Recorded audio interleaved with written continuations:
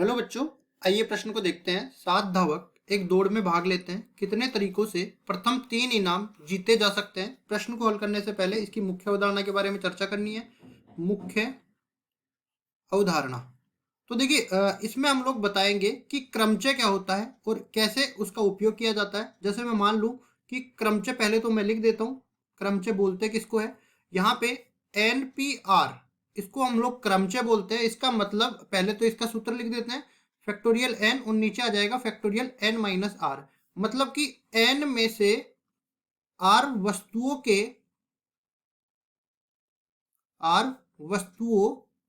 के व्यवस्थित करने के तरीके, व्यवस्थित करने के तरीके। अब देखो, एनसीआर जो होता है, मतलब जो संचय होता है, उसमें क्या होता है, एन में से आर वस्तुओं के चयन के तरीके। इसमें क्या किया, एन में से आर वस्तुओं को चयन किया और उनको व्यवस्थित भी कर दिया। इस तरीके से हम लोग निकालते हैं। अब चलते हैं सवाल में। सवाल में देखो 7 धावक है अपने पास, ठीक है। धावकों को हम लोग बोल देते हैं आर से। तो R1, यहाँ पे ये R1 आ गया, ये R2 आ गया, ये R3 आ गया, फिर R4, R5, R6 और R7। और यहाँ पे देखो 3 इनाम अपने पास है।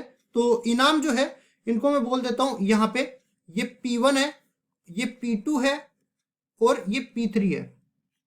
इस तरीके से हमने बोल दिया। अब देखो ये 7 धावक है, तो कोई सा भी धावक ये पहली इनाम को जीत सकता है, ठीक है। इसलिए पहली इनाम को जीतने के कितने तरीके हो जाएंगे, P1 के तरीके। यहाँ पे मैं देखो इस तरह से मान के चलता हूँ कि पहली इनाम सबसे ऊंची है, फिर दूसरी है, फिर तीसरी है। तो सबसे जो पहले जीतेगा वो ऊंची इनाम को पाएगा। तो P1 के तरीके कितने हो जाएंगे, 7, ठीक है, क्योंकि 7 धावक है। अब देखो एक धावक ने ये इनाम जीत ली, तो P2 के तरीके कितने बच जाएंगे, P2 के तरीके ये अपने पास 6 शेष रह जाएंगे। अब देखो एक धावक ने यहाँ पे भी स्थान पा लिया, तो अब कितने धावक शेष रह गए, 5 धावक शेष रह गए। तो इस तरीके के P3 के तरीके कितने हो जाएंगे, P3 के तरीके हो जाएंगे 5 के बराबर।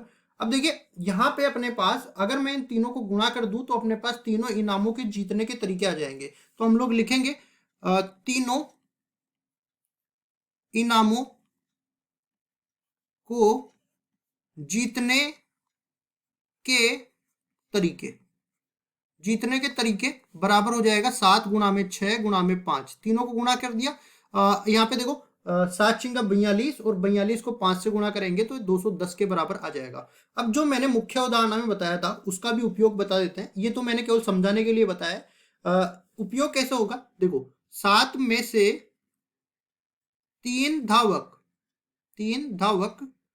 इनाम को जीते, इनाम को जीते, इसके लिए आवश्यक है। देखो मैंने कहा था 7P3 इसका मान हो जाएगा, तो यहां से देख लेते हैं। फैक्टोरियल 7 ऊपर हो जाएगा, फैक्टोरियल 7 माइनस में 3 नीचे हो जाएगा। कुल मिला के अपने पास फैक्टोरियल 7 को लिख सकते हैं 7 गुणा में 5 गुणा में 6 गुणा में 4 फैक्टोरियल।